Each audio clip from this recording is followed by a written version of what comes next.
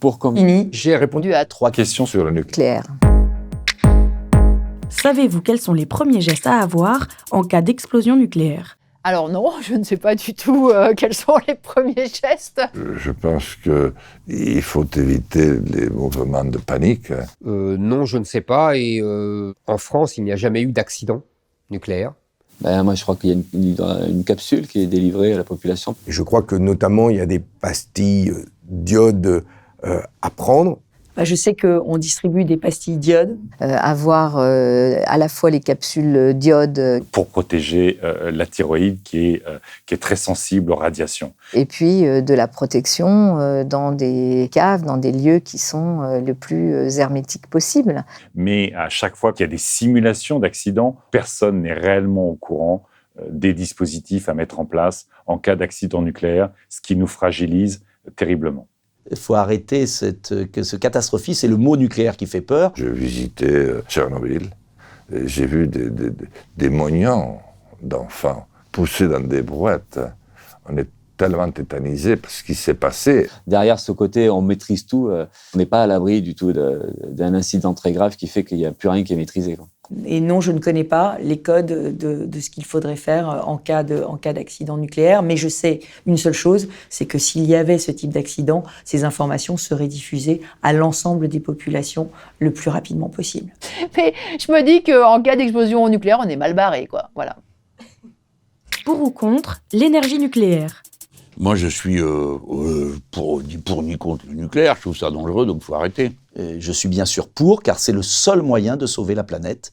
Moi, je suis pour l'énergie nucléaire. Je suis pour la création de 14 réacteurs nucléaires. Je ne pense pas qu'on atteindra l'objectif qui doit être primordial pour nous pour sauver la planète, 0 carbone en 2050, sans le nucléaire. Je suis pour 100% d'énergie renouvelable à horizon de 2050 et de sortir du nucléaire à cet horizon-là. Je suis pour, à côté d'une production d'énergie renouvelable.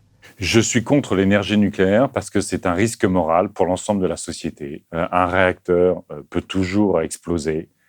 Il y a eu Fukushima, il y a eu Tchernobyl, et nos réacteurs sont vieillissants. Je suis pour parce que je ne vois pas comment on pourrait se débrouiller aujourd'hui. Le nucléaire, c'est des déchets pour des centaines, des dizaines de milliers d'années. Il faut trouver une forme d'énergie, nous y préparer, parce qu'on ne sait pas traiter les déchets. Moi, je pense que la première des choses, c'est de sortir tout intérêt privé de ce secteur énergétique. Et là, on pourra réfléchir la tête froide, réellement. On considère que c'est une énergie particulièrement dangereuse. Et puis, c'est la question de l'origine du nucléaire, qui est quand même l'extraction de l'uranium dans les pays d'Afrique, comme le Niger.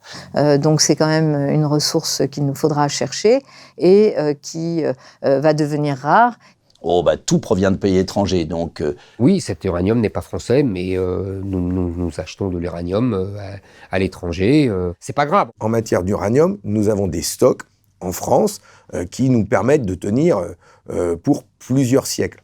On est obligé de diversifier nos approvisionnements pour être souverain dans toutes les matières premières qui sont les matières premières essentielles. Nous avons 2 technologies que nous avons abandonnées qui nous permettaient de recycler des déchets nucléaire et d'en refaire de l'énergie, ce qui permettait de réduire notre dépendance à l'uranium. Je suis pour retrouver, pour réorganiser ces filières-là. Quelle énergie privilégier pour réduire nos émissions de gaz à effet de serre?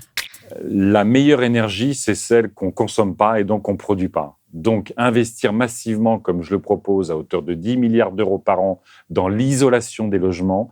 Il y a plusieurs sources possibles. Il y a le mouvement de l'eau, ça donne des hydroliennes. Il y a aussi la chaleur du sol.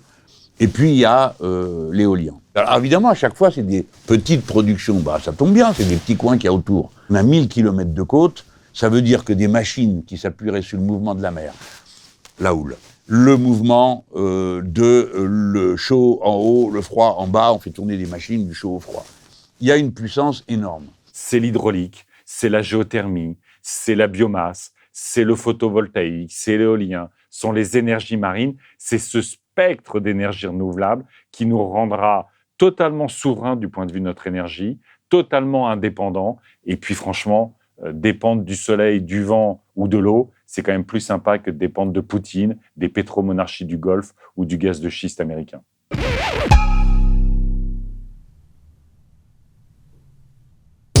Podcast.